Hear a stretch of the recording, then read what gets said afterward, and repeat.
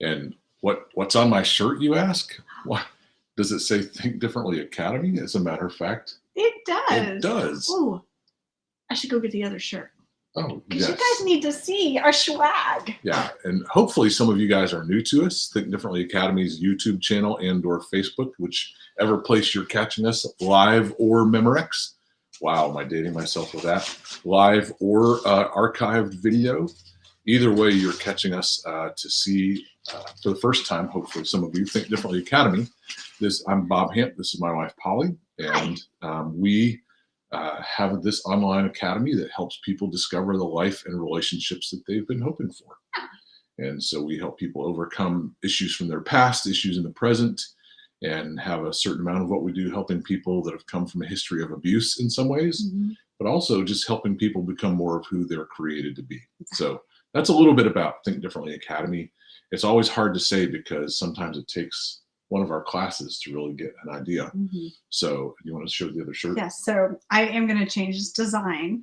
So it'll be more mirror image. And good evening. Cassandra's here. Hey, Cassandra. So and then Bethany, you like that shirt, huh? There's that. And then Think Differently on the back. And then I'm going to make it mirrored. I got the design wrong. If you think your camera's making that backwards, it actually is backwards. Yes. And so it actually is backwards. Wow, wow. A hat with the little brain. There's also ones with the blue brain. And then Think Differently Academy on the side. I have one of the hats, but it's just the black on black, right? No, yours, mine has the gold. The gold brain. I have a the gold brain like this. Yeah. So anyway. We've talked for years about just having some t-shirts and stuff. So forgive us if we're a little excited about it's fine. that. So you can get those from the store on tdacad.com. And so in the meantime, I have to remember to say things like, if you're on the YouTube channel, go down and hit subscribe, maybe even like it a couple times. I guess that helps people know that we're share here. It. Yeah. And sharing's helpful.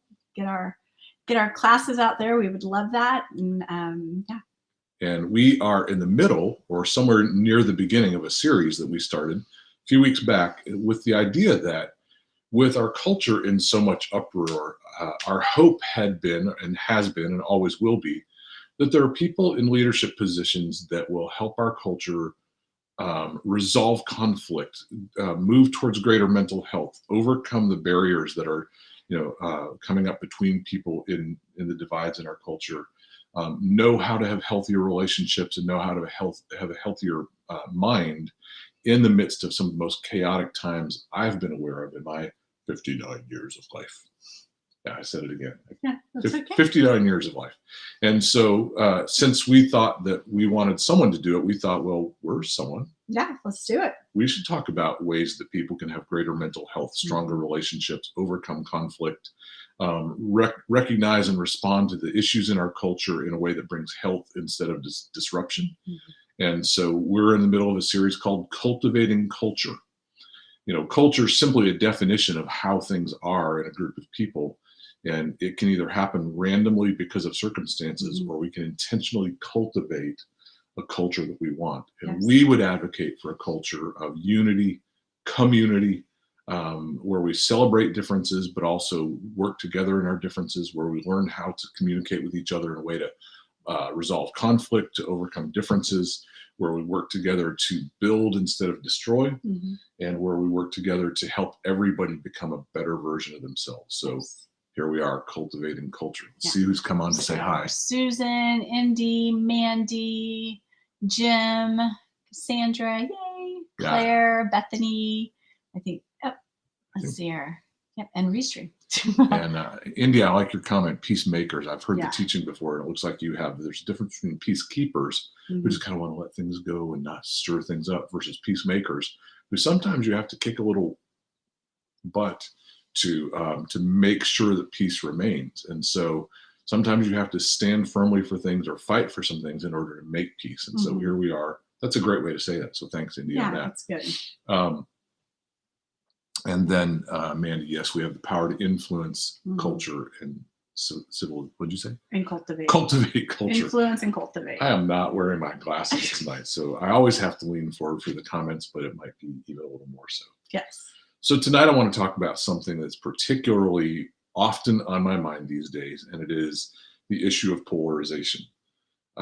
If that doesn't immediately ring a bell, let me talk about what I'm really describing. I'm talking about the idea that in our culture today, and I think it extends beyond simply the borders of the United States of America, but what we have is groups of people that are so polarized with each other that they pick up kind of these opposite positions, and then those opposites are magnified as they fight against the other what they perceive to be the other side. Right.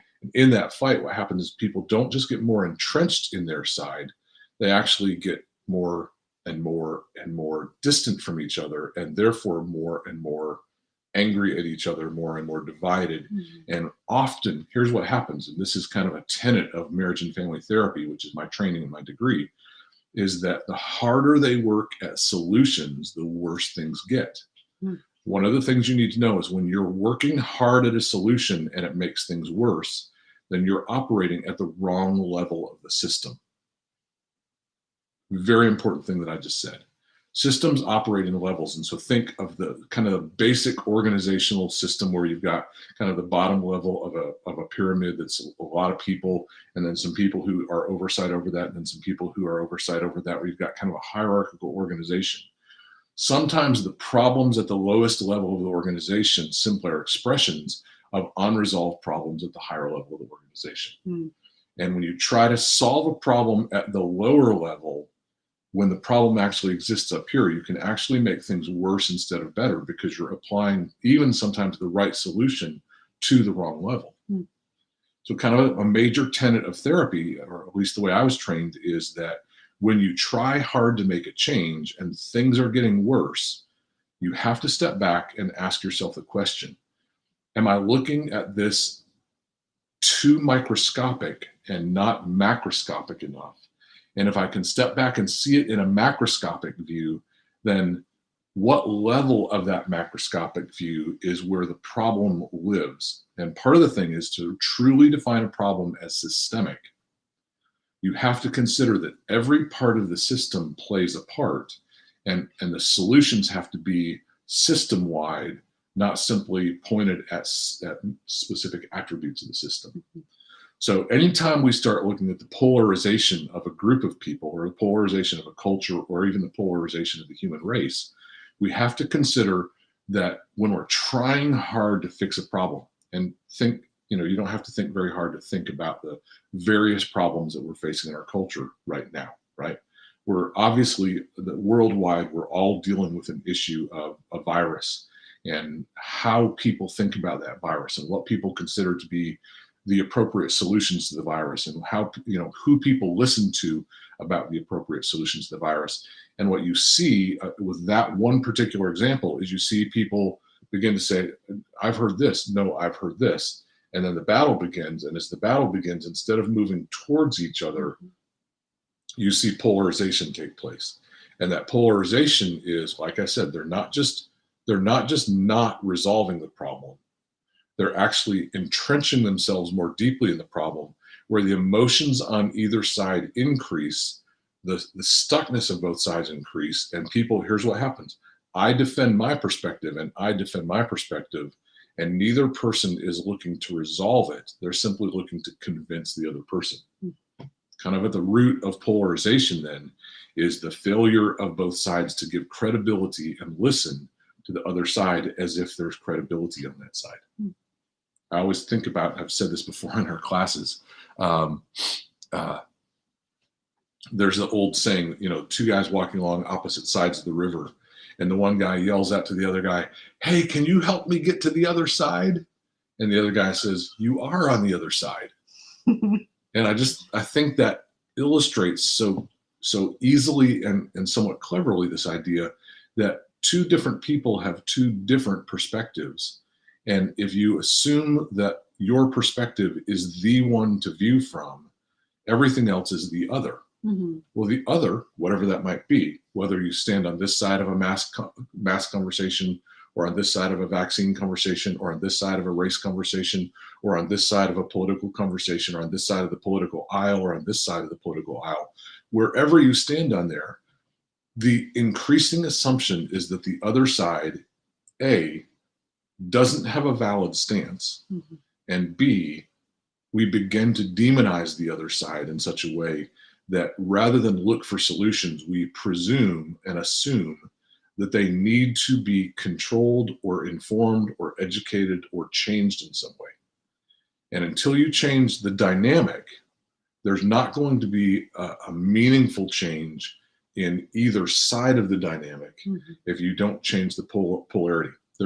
Again, this comes from my marriage and family training, but there's an old diagram. I probably should have made a picture or something like that. But the diagram is of two people on a sailboat. So picture a sailboat as if you're looking right at the front of it. And the sail goes up in the middle, and you've got two people. You know, when you sail, you kind of lean out over the edge, right? And you lean out over the edge to put tension on the sail and catch more wind. But the picture is that the two people on opposite sides of the sailboat, both of them start to lean outwardly. And this one's creating tension, so this one leans further, and this one creates tension, so this one leans further. And pretty soon you've got a perfectly stationary sailboat, but two people leaning flat out parallel with the water. And the idea is that both people have arrived at completely opposite and polarized positions, and there's really no movement in the boat itself. And so what you see in our culture today is we don't see any movement in the issues. What you see is increasing division and polarization around the issues, but the issues themselves aren't moved forward. That's the issue we're talking about tonight. And you can think of probably a dozen things, at least 3 to 5 top things, where it's happening in a regular basis on the news cycle. And the dilemma is, if you watch that news cycle and you go, yeah, those stupid, and you point at the other side, and you begin to make a list in your mind of why they're stupid, why they're wrong, why they're bad, then you're actually feeding the problem instead of solving it. And the problem that keeps us all doing that is we feel like the problem must be solved. We become desperate and eager to solve the problem, but we see the problem as the other person or the other group or the other faction instead of the problem being the dynamic. And as long as we see the problem as the other person, group, or faction, we will always keep the boat still, and there will be no movement in the issues, because the dynamic of polarization creates a lack of change, but an increase in emotion. Selah, right? Let's look and see if we've got some comments going April, on. yay! You made it live. Susan's here. Good. Part of it is personalizing the ideas they have, right? People consider their own perspectives to be themselves. Yeah, that's a great way to say that, Susan. It becomes increasingly personal, and even with the issue of polarization as it happens, all of the emotional attachments increase. You're not just attacking my thoughts, you're attacking me.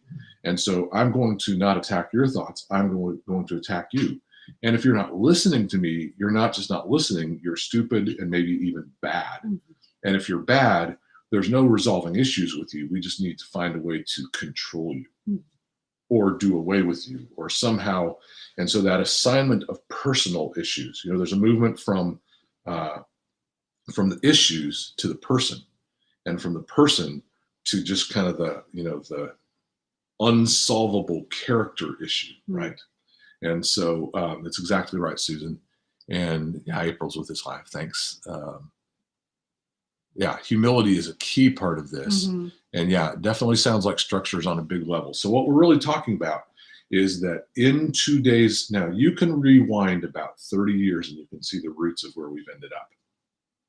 I'm going to point at 2 issues, and I'm a little cautious about talking about today's issues. Let me say something really directly talking about today's issues. I'm not cautious talking about them because I don't have opinions and those kind of things. I'm cautious talking about them for 2 reasons. Number one, we're on a video on social media. And if we say certain words, we will get canceled. Well, I'm not worried about that. I am. I'm worried about feeding the very fire that we're here talking about tonight and rather than putting it out. Yeah. Because regardless of whether or not I have opinions on one side or the other side of any given issue that we might discuss, I have a much higher value that says we're in trouble if as a culture we don't overcome the polarization that's happening. Are we in trouble if that side wins? And are we in trouble if that side gets control of the House? Are we in trouble if this gets voted into place? And are we in trouble if these things get mandated? I have opinions about all that stuff. But like I said, I have a much higher opinion that says, as a culture, we are in grave danger if we remain divided and become more divided to the point where we see half of our population as evil and in need of control. Mm-hmm.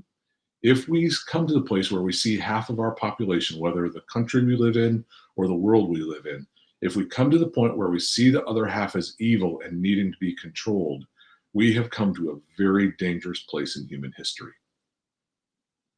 Now, I just have to say, I think there are two things at work in the issue. One of them is the general state of the human race. Kind of, we're at a place in history where communication is instantaneous because of Twitter and Facebook and all those different things. And because of that, you can get somebody's news story before anyone's confirmed the facts, or you can get someone's opinion before they've confirmed the facts, or you can get 17 people to back you up and 85 people to hate you. And all of that can be instantaneous. And so we have kind of this wildfire aspect of cultural communication. The other thing that gets us in a great deal of trouble is that we no longer get, I'm going to be real direct about this, we seldom, if not ever, get access to real information.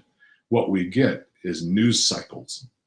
And news cycles are invested in selling news, whether it's clicks or newspapers or viewers on a television show or shares on a social media post. News cycles have become deeply invested in selling more than in actually providing helpful and, what am I looking for, objective information. It sells to provoke people. It sells to pick sides. It sells to provoke conflict among people and groups. And so the dilemma is, some of what happens between us is kind of the natural state of the human race in 2021, where communication is instantaneous and culture wide. Look at the evolution of Twitter from 2009 when I got on it to 2021. It can be such a pile on if we're not careful. Mm-hmm. It's because of that instantaneous nature. But some of what happens in varying degrees comes from intentional manipulation, which is why we talked about manipulation last week. From intentional manipulation, whether the intent is to drive division or the intent is simply to sell news, either way, the intent of it is producing a high level of division and polarization.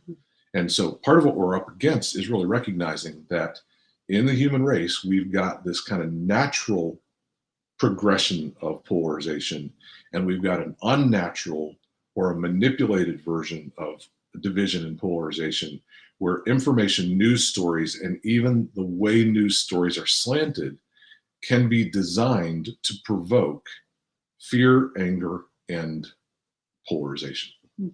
It sells, and it's sad that it sells, but it does. Aren't you more prone to click on something that makes you go, what? Did that really happen? Click. I want to see what they're talking about. Or do you even click on it? You just take the headline and run with it. Or you see something that goes, yeah, I really agree with that guy. I want to hear what he has to say. So we click based on the extremes rather than really having a clear pathway to have objectively presented information so we can all decide as a population how to respond to the facts instead of to respond to the distorted facts that are given to us through what I call news cycles. So there's kind of what we're up against. I mentioned a couple minutes ago, go back 20 years. I'm going to mention two specific dynamics that are a little bit safer than today's topics, but still provocative. One of them would be the issue of abortion, right? You've got two very clear and vociferous sides who have, well-chosen names that are, pro this and pro that. And when, both of them present themselves as pro something, they both sound like they're, oh, well, how could this be wrong? It's pro something. How could this be wrong? It's pro something. And so you've got two sides that have picked up, and no one's listening to the other side. Both sides have been demonized, and both sides have, when you demonize someone or something, you depersonalize them, and you make it legitimate to say and do things you would never do to somebody in a face-to-face conversation. And so rather than say, help me understand this, what we say is, There is no way I'll have a conversation with you. You're bad, you're evil, you suck, and you don't deserve a conversation. I just need to find a way to control you and maybe get my politicians that I voted for to also control you. I have opinions on that issue, but that's not my point tonight. My point is that if our country doesn't come together and learn how to overcome polarization, which we'll talk about in a few moments, if we don't come together and learn how to overcome it, we are at the mercy of the communication models that I talked about a couple minutes ago, and we will continue to be driven into the polarization that we're facing today. The second issue, and this one is specific and political, but I'm simply going to say this. A couple years ago, I think about 20 now, there was a race between Bush and Gore. How many of you guys remember when the national presidential race came down to Bush and Gore, and it was a tie except for Florida. Mm-hmm. And all eyes were on Florida. And instead of having results the day after the election, Florida was under the gun, under the microscope for weeks. Mm-hmm. I mean, I don't remember. I didn't go back and look. I just remember that it wasn't, the next day we know who's president. It was weeks and weeks of hanging chads. You guys remember the votes used to have you poke the piece of paper and the little chads, and some of them didn't poke all the way through. And so it's like they were going back and looking at all the ballots to find out who actually won Florida. And during the period of time from the election day, Susan's like, has it been 20 years already? I think it may have been, because we've had Bush won, mm-hmm. and he was there for two, and then Obama, who was there for two, yeah, and then Trump, then yeah. So that's 20 years. Yeah, 20 years. 20 years. So the whole issue there is that what could have been an overnight decision based on trusting the system in place turned into, now we have, I think it was at least 6 weeks, if not longer.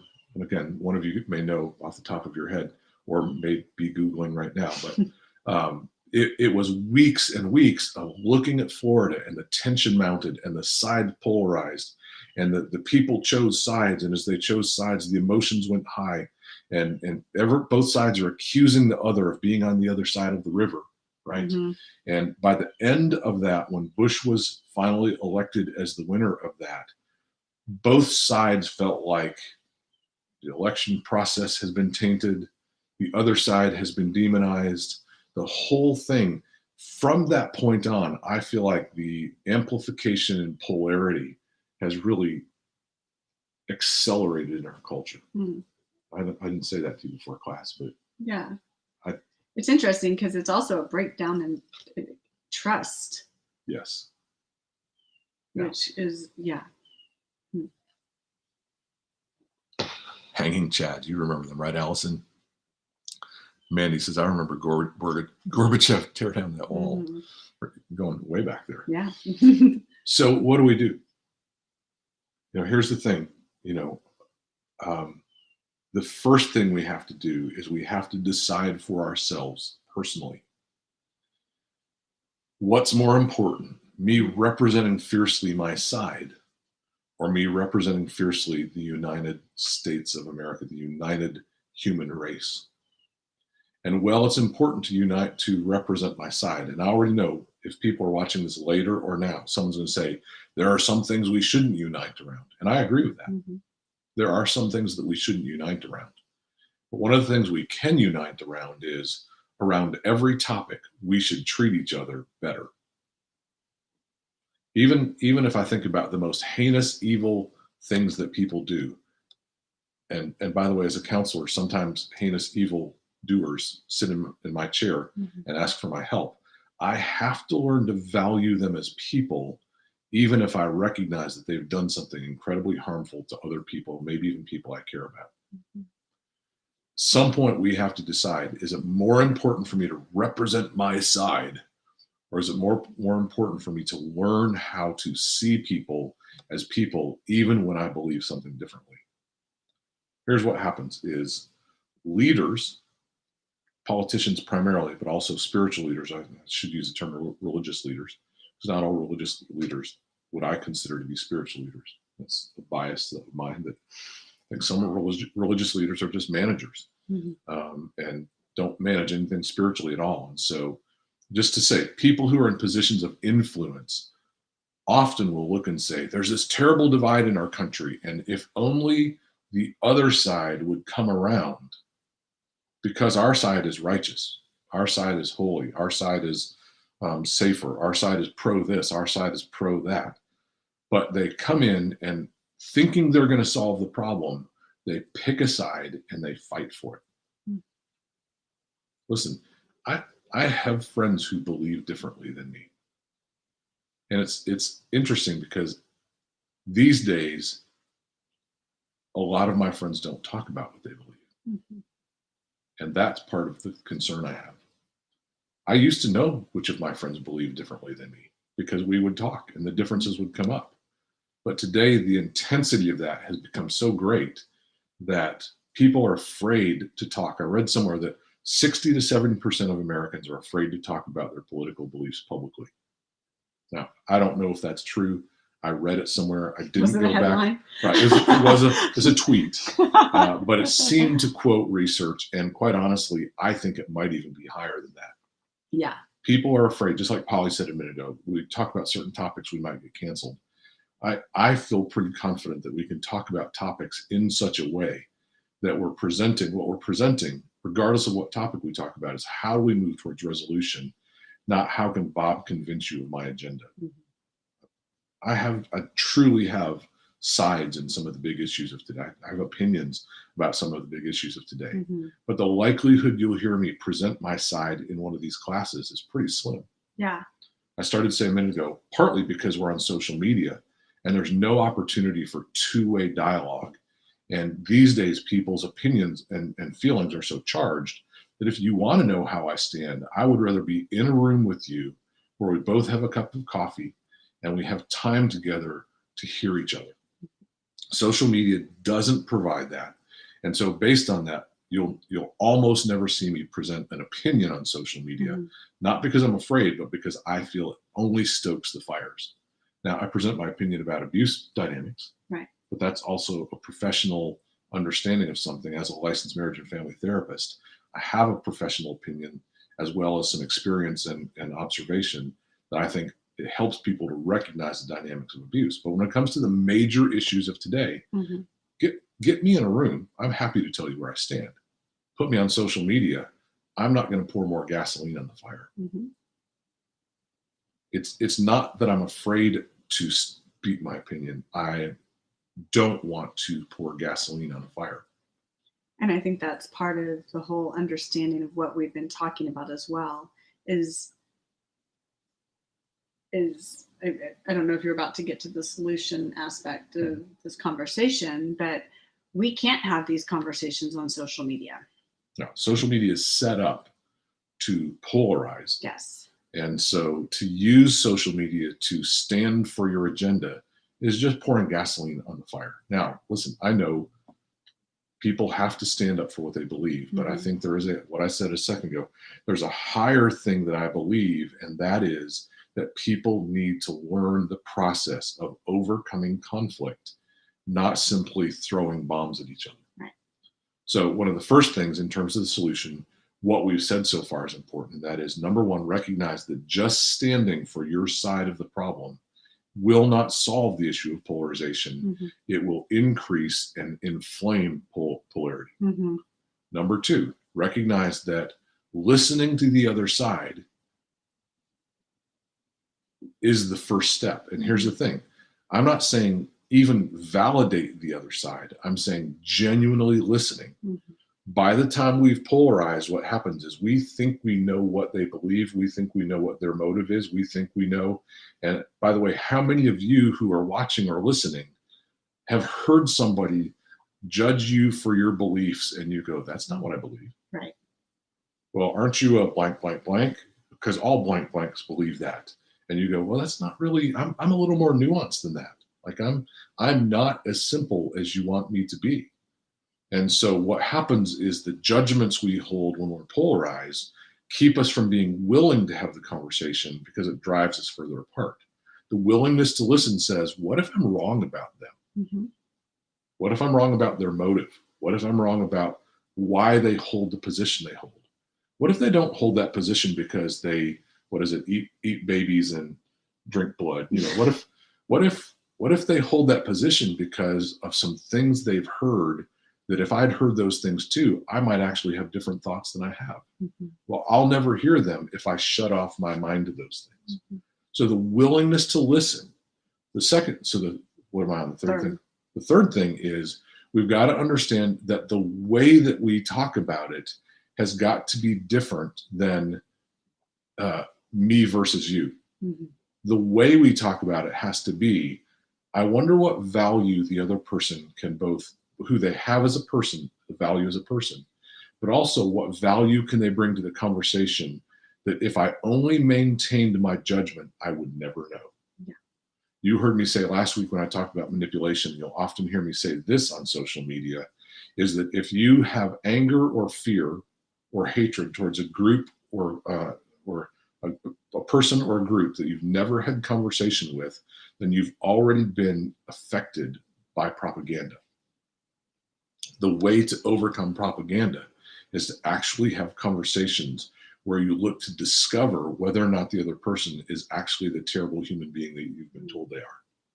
And you actually have a conversation where you listen and say, what do they actually believe? What if it's not the terrible baby eating thing I thought they believed? What? It's something I heard the other day. Yeah. What if it's like, oh, you watched that video? Yeah, texting is the primary connection to my. Oh, I'm so sorry, Claire. Mm-hmm. Yeah, texting is a very difficult way to resolve relationship. Can you tell me more about why you think that? Susan, is that a question that you would ask in a conversation? I don't think you're asking me that. I think you're saying come to it with curiosity and ask those kind of questions. Yeah. Exactly. Oh, good, Betty, you found this. I'm so sorry you were having a hard time with that. Pizzagate, nice. But yeah, ask questions. Where does that belief come from? Tell me the experiences you've had. I'm going to pull another example, maybe that's familiar to religious people. I once worked with somebody who had a very harsh belief that divorce was never okay for Christians. And they were so convinced of this. Biblically, they were convinced of this practically, and there was no budging them in conversation until one of their children came to them and said that I'm in an abusive marriage. And suddenly their theology changed. I had tried to convince them a couple of different times of the importance of considering a difference in terms of both theology and the practical application of theology. But when their child came forward and said, you know what, my spouse is abusing me, suddenly they were open to go, you know what, maybe I should consider a different position. Here's my point in that. If you listen to people, you'll discover there are reasons they hold the position they hold. Mm-hmm. Some of them may hold their position simply because they've been listening to talking points, but far more often people hold a position because of powerfully emotionally charged experiences. And their experiences are not your experiences, and my experiences are not your experiences. And until we're willing to go, the person across from me on the other side of the river, on the other side of the issue, the person across from me is every bit a person as I am, and has probably every bit as important reason why they think what they think as I do. Listen, when people engage with me on social media about the things I do take a stand on, like divorce in Christian marriages, dealing with abuse, those kind of things, when people do take a stand, or when people do push back against me, I want to have a dialogue. I've had people push back against some of my stances about freedom. Mm-hmm. And again, I want to engage a dialogue. Why? Because I assume that they have a reason why they stand where they stand. I want to hear them. And I think if you want someone to hear you, but you're not willing to hear them, you've already lost their willingness to connect. Mm-hmm. If you want someone to hear you, I remember seeing one politician who was being shouted down at a rally. And amazingly, he said, why don't you guys come up and take the microphone? And he asked them to give real language to their position. And rather than trying to shout them back down, he called them up and attempted to listen to them. If you want someone to hear you, then it's important that you're also willing to hear them. And I don't mean the perfunctory, okay, you got 5 minutes. And I'm not going to be changed, but you got 5 minutes. I'm going to listen to you. Better be a good argument. No, I mean, and listen to figuring out how to debunk their argument. Right. That's not it. If you're thinking about how you're going to respond, you're not listening. Mm-hmm. Listen as if they matter as a person. Listen as if their opinion comes from something that's valid to them. And then learn to validate their perspective, learning that validating their perspective isn't the same thing as agreeing with their opinion. Mm-hmm. I can really see that you see it that way. I can sure see how you would feel the way you feel. Gosh, I would feel that way too if I'd had those experiences. Or I would feel that way too. We may have done different things with that, but I can certainly see why you've ended up in the place you've ended up. Mm-hmm. I wonder if you'd be willing to hear my perspective as well. But overcoming polarization takes the willingness to get outside of your own kind of brainstem response that says, it's my job to convince them of right because they're so wrong, as opposed to, it's my job to build a bridge between us. Otherwise, no hearing is ever going to happen. Mm-hmm. Another part of the process is handling it well after they tell you, mm-hmm. being trustworthy with what they tell you. Good, Susan. That's so freaking true, is that you can't just handle it well in the moment and then go gossip to your friends. Mm-hmm. And you can't just handle it well in the moment, but then behave towards them as if they don't matter from that point on. Yeah. I often think about, and again, I'm going to pick a specific issue because this is just a news story with some simple facts. I often think about the head of the gay rights activist group that became friends with, is it Dan Cathy, the owner of Chick-fil-A? Whoever's the one that founded Chick-fil-A and has since passed away. I don't think it was Dan. I think Truett, whatever his name was, the kind of the guy that everybody demonizes as, this group is against homosexuality. He became very good friends with a homosexual activist, and the two of them would have lunch together and have real meaningful conversations where they would hear each other, listen, and connect over kind of why each believed what they believed. And the irony is the groups that surrounded both sides of that had a hard time following the lead of those two individuals. Mm-hmm. And it's as if each individual has to choose to listen instead of one person becoming the convincing person, right? Yeah. So you got two people that the public has thrown into this place of, you should be enemies with each other, and they became close friends. and both the people who were supporting the activist and the people who were supporting the founder of Chick-fil-A, had a hard time coming together, even though they're the two kind of key figures mm-hmm. had become good friends. Those kind of things where we form an opinion based on what we've heard, and we can't let go of that opinion just because someone else is showing us a different way. Yeah. And I don't mean a different opinion. I mean a different way of handling that difference. Listen, a difference of opinion doesn't mean a divide in relationship. Right. We've talked a couple different times about how helpful it is that on the main social issues, we see things the same way. But I like to believe that if there are some key areas where we saw things differently, we can still value each other. Absolutely. And have the conversations that work towards understanding. We do that with our personal relationship. And I certainly would hope that we would be able to do that with the social issues that our country is facing. Absolutely. So number one, we've got to understand that picking a side is never going to solve the polarity. Mm-hmm. You can have a side, but fight for unity first, your side second. Mm-hmm.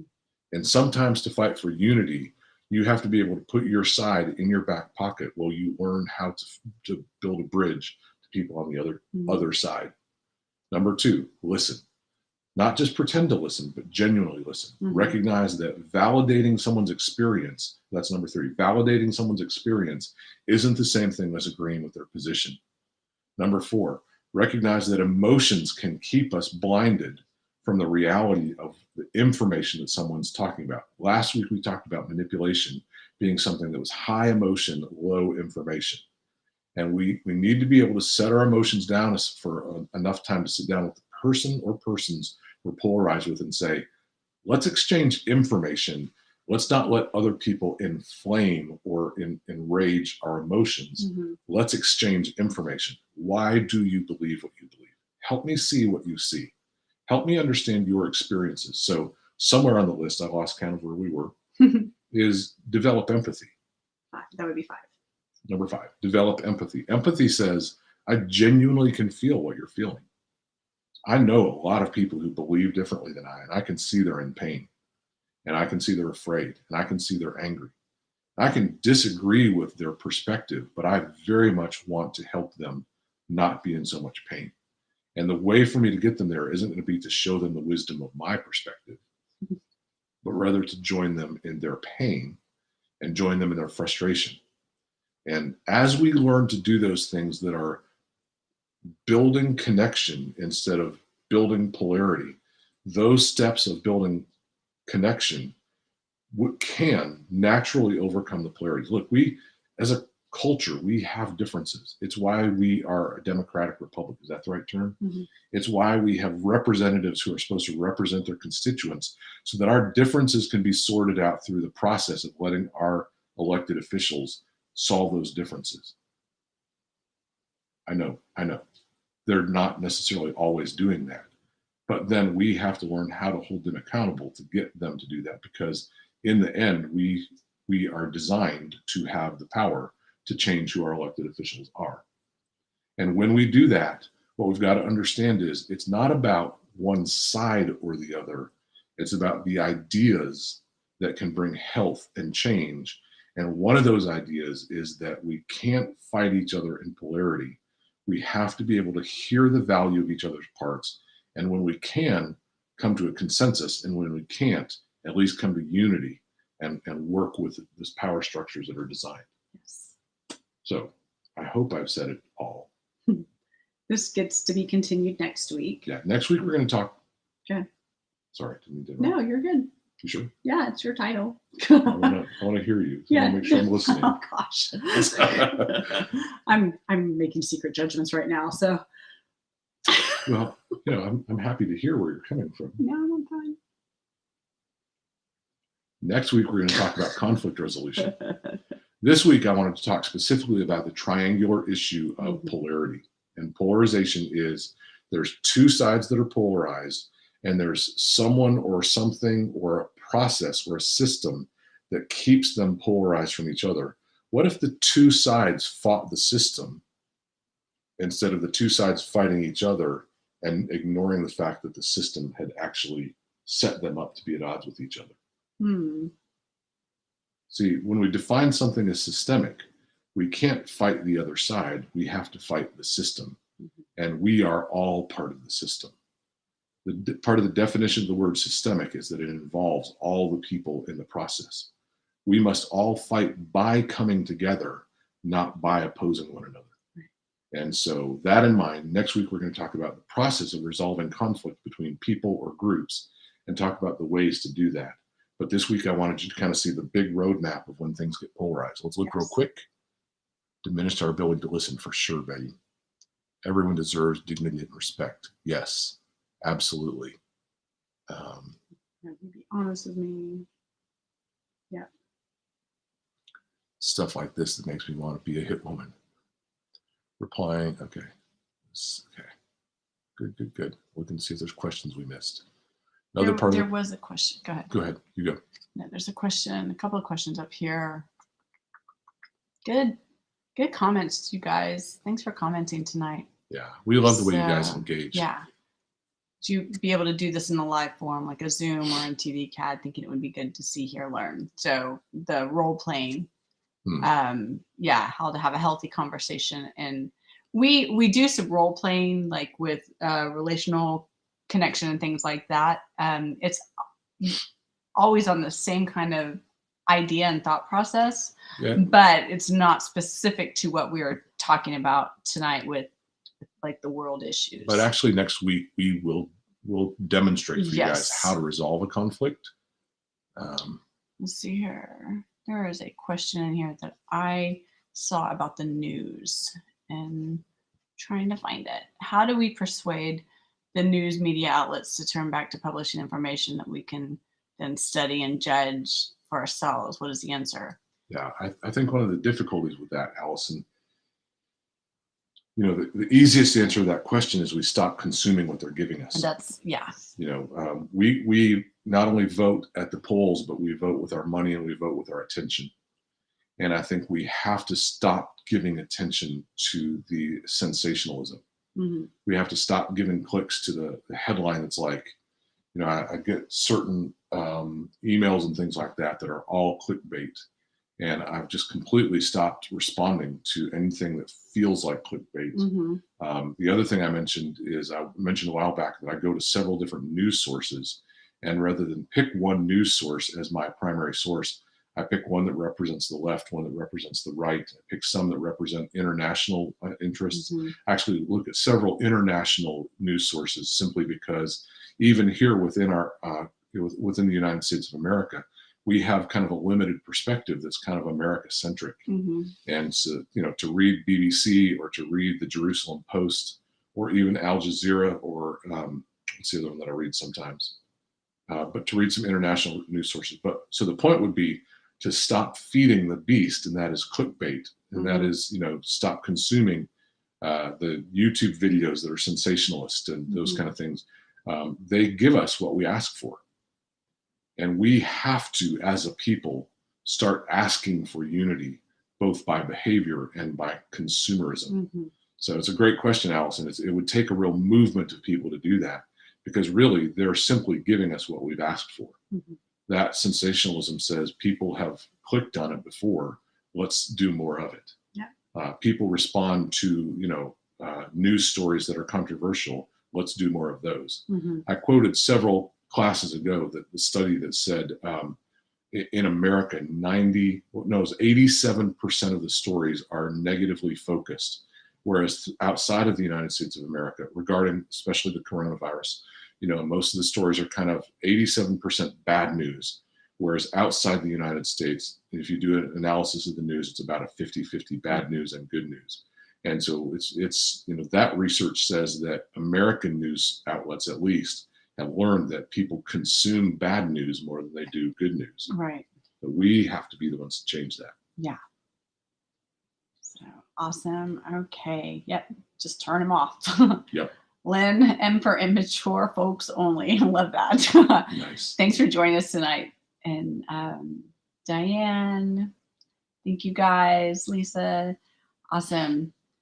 Peacemaking is resistance. Right. And appreciate you too, Trey. And we hope you guys have a great week. We will see y'all next Tuesday to continue this conversation. We'll talk about and demonstrate how to resolve a conflict. Yes. If we have a fight between now and then, we'll have it for you guys. Yeah, we'll let you know. Have a great one. See you next week. Bye.